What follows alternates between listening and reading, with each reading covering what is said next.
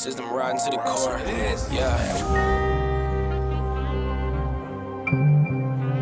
Reppin' inner city left. This is the Inner City Left broadcast. Today is Monday, December 23rd. I am Amin TMK alongside Emoja Little Tanky Sumler. Emoja, hello. How are you? How was your weekend, friend? Ooh, man. I was putting the team together, man. We was ready, man. I had Eagle One ready to go, man. Then they dropped the bounty. So it was boring. Yeah. That $10 million bounty. In real quick. You know what I'm saying? Do a little swoop, whoop, whoop. Catch that, you know what I'm saying? Yeah, a little whoopie whoop. I wasn't even no MMA, man. Damn. What am I supposed to do? Sorry you weren't able to get the bounty. And you do have to be a part of, I think, like the crime fighter program. You have to have No. You can't be an official government employee at all. Right, but remember, you have to be a part of their rewards program or something. I think so. Right. It's like for Luigi, except significantly more fucking. Right. Luigi wasn't even that much. Okay. Yeah, as you can tell, there's a lot going on. So let's talk about some of this stuff. I do want to get to Julani, but let's start with this because I thought this was people always ask us for good news. Not that, I'm advocating for the loss of aircraft and military aircraft for the Americans. I'm just saying. Stop fucking with people. Stop messing around. Okay. So we talked about this yesterday. I was asking you what an F-18 is and if it's an important plane. We learned that it is an important plane. It was shot down. This was, I believe, 2 days ago.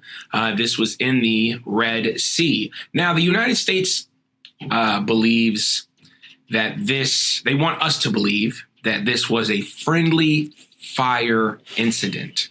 2 pilots ejected safely from the aircraft, only suffering minor injuries, but obviously the jet is kaput. So the Houthis have taken credit for this.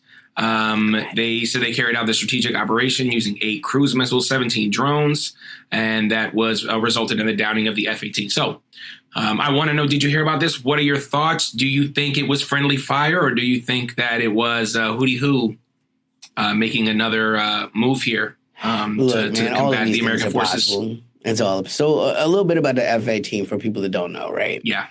The F-18 is a 4th generation multi-role fighter. Was conceived in the 70s. It really kind of came into production in the 80s. They were first used in a real way in the first Gulf Storm. You know what I'm saying? First Desert Storm under George H.W. Bush.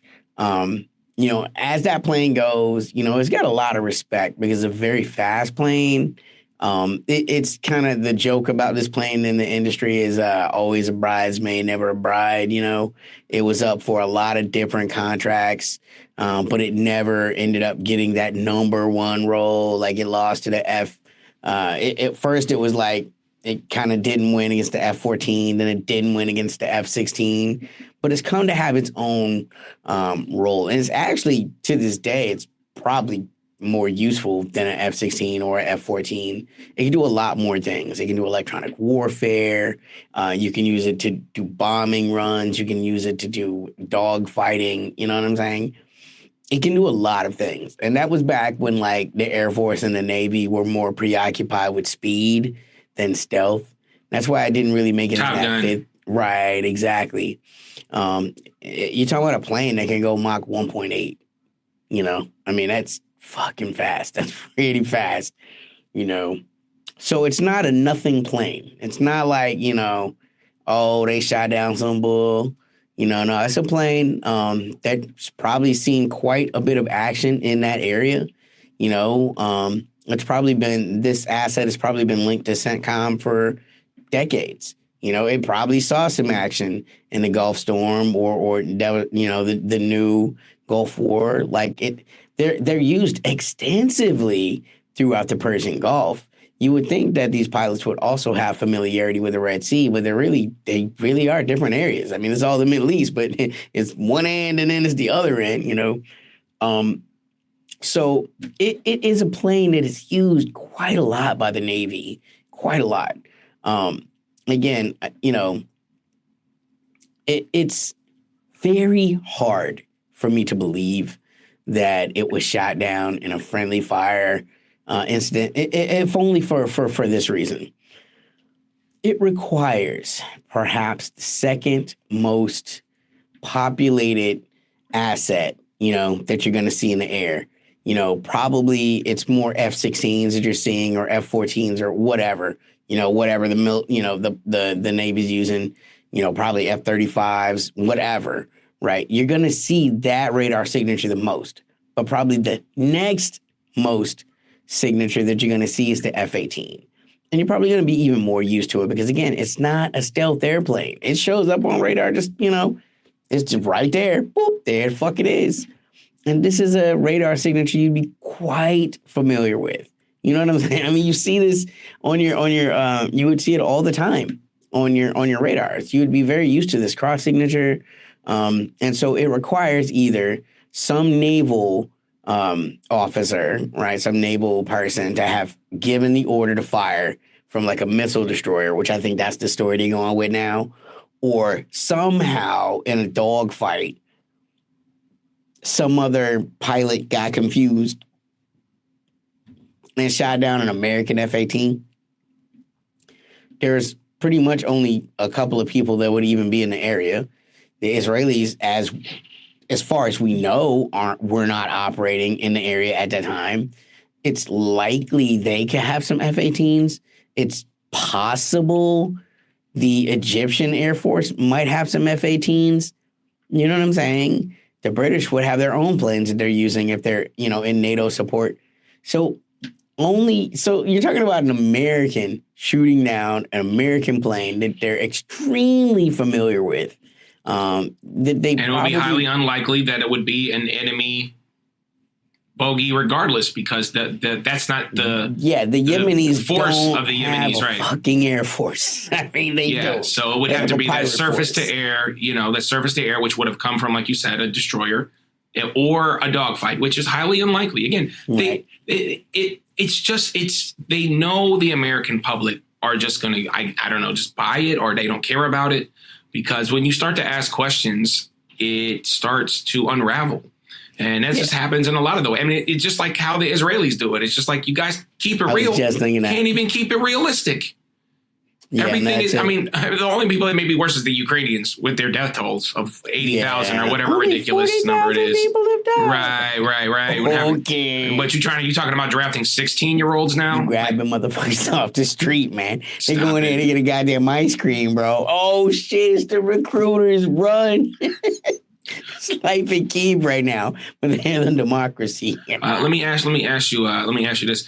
We've been talking about all the resistances. There are many resistances throughout the Middle East, and it seems as if the Houthis constantly are just mucking up the plans of Israel in the West with the blockade. Yeah, now you're talking about I believe they hit Tel Aviv last week with a missile. Yeah. I mean, talk a little bit about like their resistance and like just sort of what that means right now to the Palestinian people and just like why they're leading it.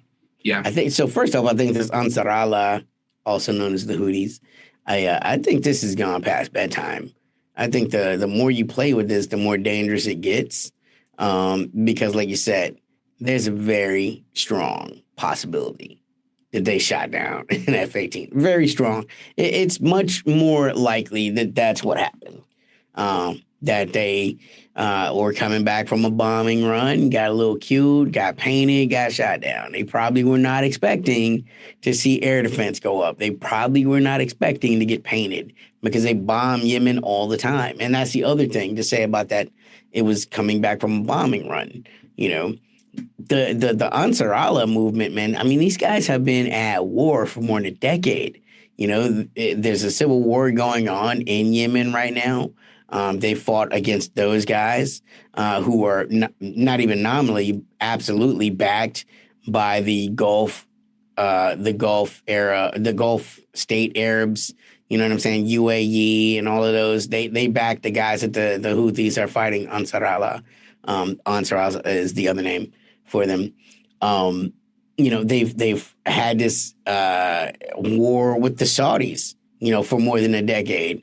It was not 6 years ago that they launched a drone attack that really demonstrated their capacities and pretty much crippled Aramco.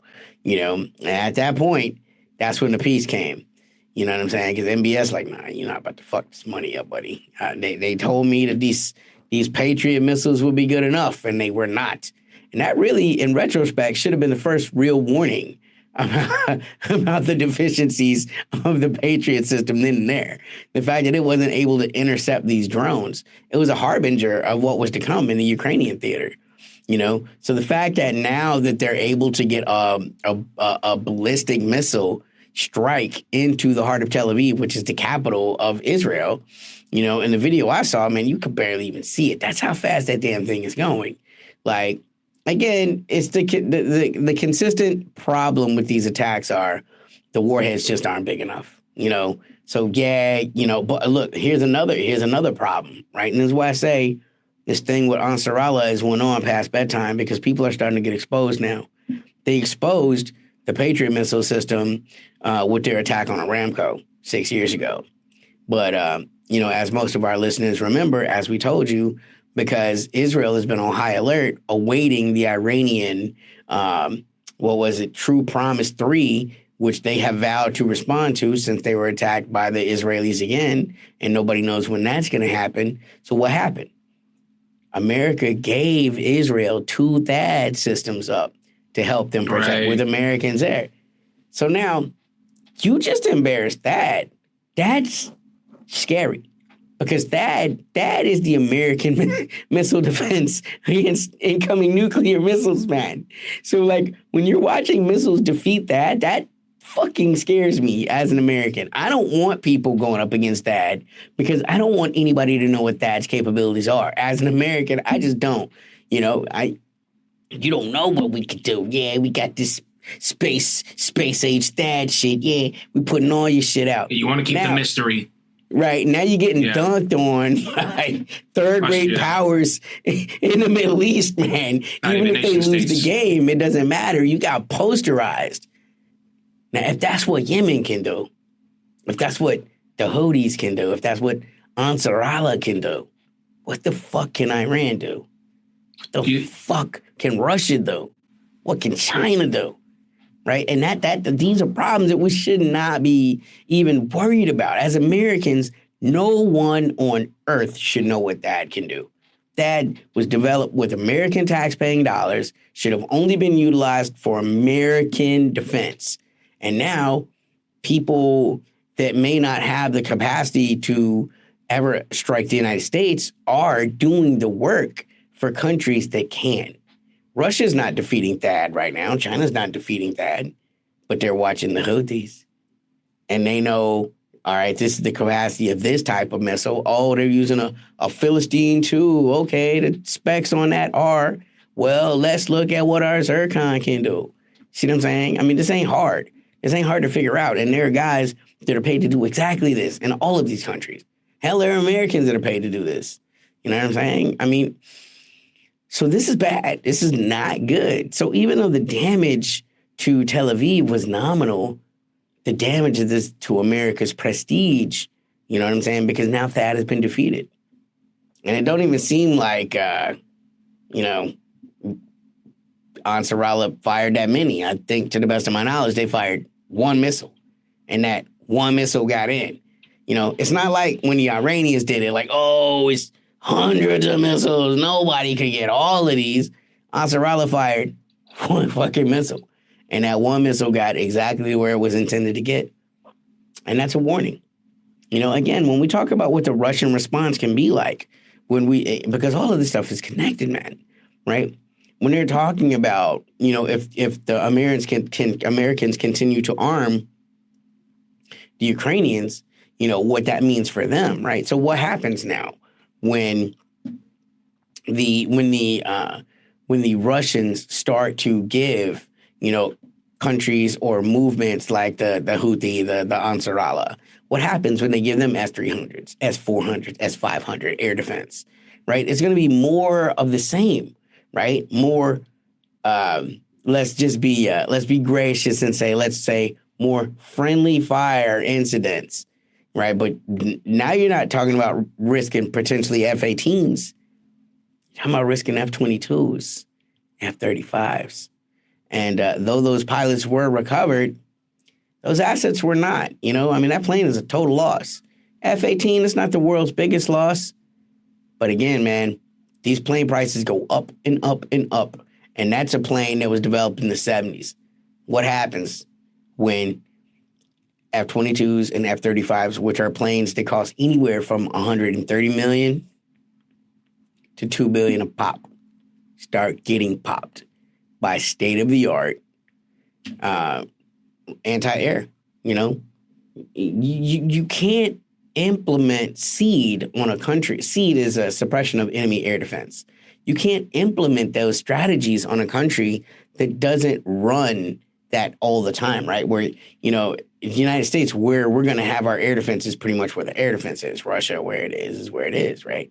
A place like with the Houthis, you might throw it up for a day. You might take it back off, You might prepare an attack, throw up your enemy air defense, and then, you know what I'm saying? So now, you just got to hope that you got a satellite over that country at just the right time to see where those systems are up. Because when you come in, flying in on your retaliatory attacks, you have no idea where the radars are.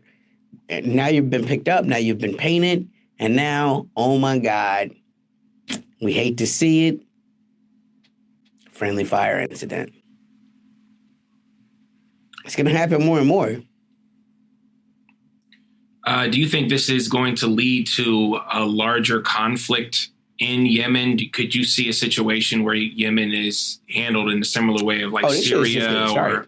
It's just getting started. Israel, look, so Turkey has been in negotiations Turkey has been essentially the guarantor that has sat down with, they've sat down with the Israelis and people in Somalia, right, to create this new country called Somaliland.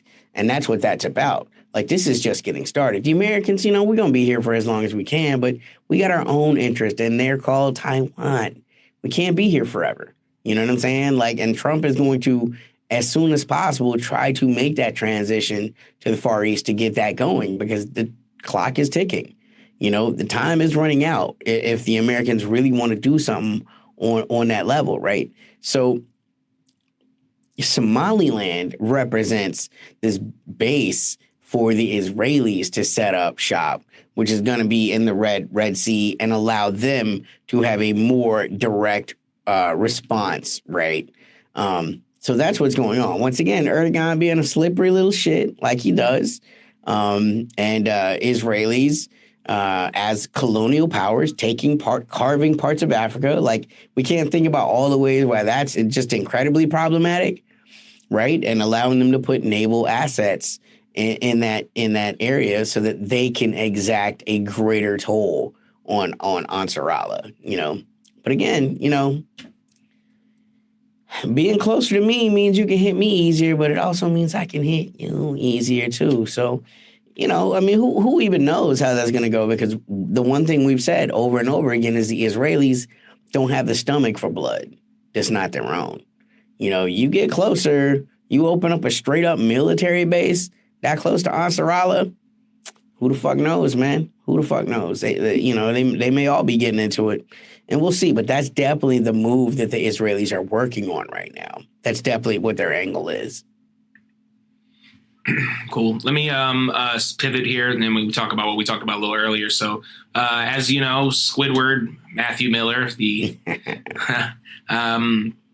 U.S. Secretary, spokesperson, whatever it is, he had a little conversation. They've been yucking it up the last couple of days over there in the press briefings, and he was basically one of the reporters asked him so this guy Al Julani, right? He's got 10 million on his head, right? What if someone just from, an employee just decided to take him into custody and brought him to an airbase? Would that 10 million be there? And it was a kind of a funny moment, I guess, but it's also one of those, reality checks where you're now, we joked about this, but here it is now in the press briefing where they're discussing the $10 million bounty on Al Julani's head because he's ISIS. Because he is literally the head member of ISIS. So they're now walking this back. They're It's now been walked back. The money is gone. We saw the UK do this first, and now that the United States. I mean, You're a terrorist until the United States. So let's get this straight. Luigi Mangione is, in fact, a terrorist. Right. Or he's accused of being a terrorist. Right. But Al Julani, who's on the internet, chopping motherfuckers' heads off. Head choppers.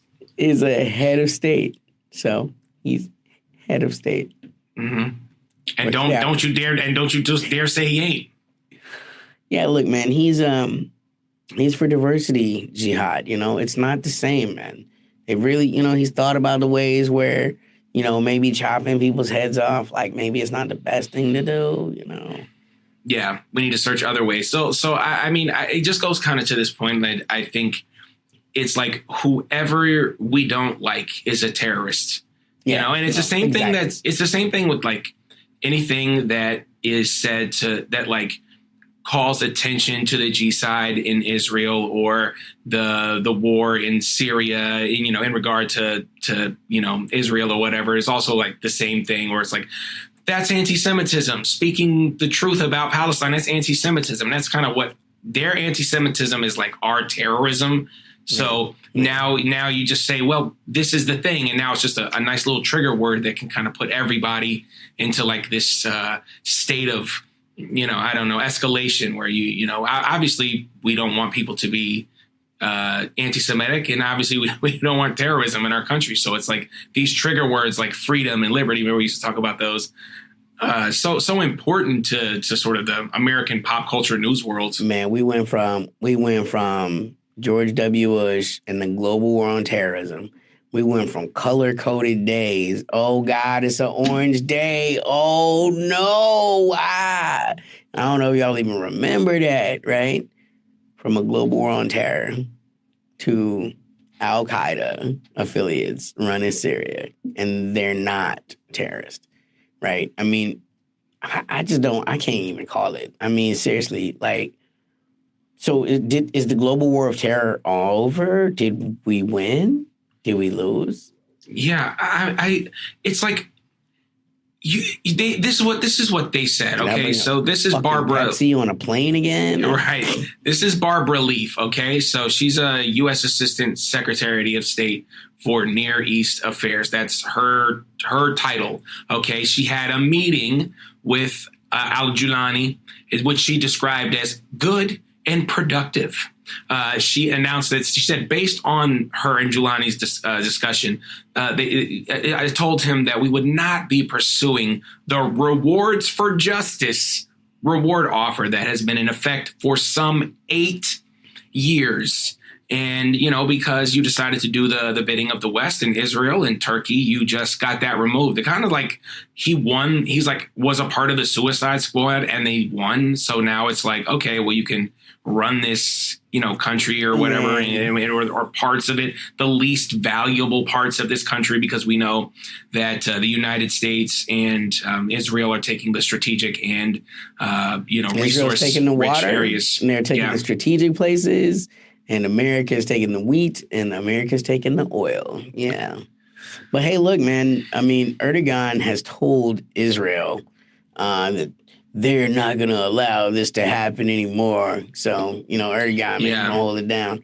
Hey, he also said that it's time for the Kurds to, he's not going to allow the Kurdish Free Army, you know what I'm saying, which has been the proxy of the Americans, to continue to operate, So we're in this weird place now where we have 2 NATO proxy armies fighting each other. And the NATO ally, straight up NATO country in Turkey, making direct threats to Israel, which is not a NATO member, which presents all sorts of interesting scenarios. Yeah, I think this just goes back to our conversation of like this. It's not like a black and white conversation. Right. People are not good and bad. It's not this person versus this person.